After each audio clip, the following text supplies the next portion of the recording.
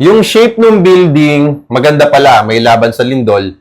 Yan, matatag kumbaga. Actually, yes, maganda talaga tong project natin dito. Okay, salamat po sa pag-comment, Ma'am Sophia. Ang developer po natin, ang katay-up po nila na contractor ay si Megawide. So as you can see, kung pupuntahan po natin yung Megawide contractor na website nila, yung official website nila, makikita nyo po talaga tong project na to, yung Ortigas Extension Pasig. At some other projects po natin, sila rin po talaga nagko-construct. So, maganda po talaga na mid-rise condominium lang din.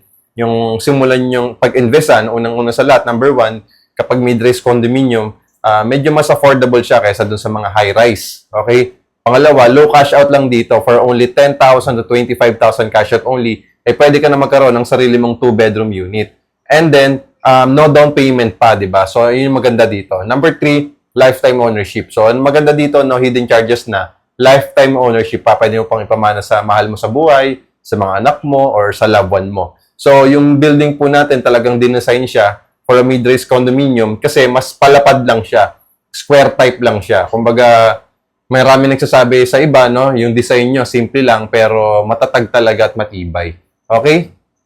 So, kung interested po kayo sa promo natin dito na 10,000 to 25,000 cash out only, just follow me and message me at huwag kalimutan mag-heart.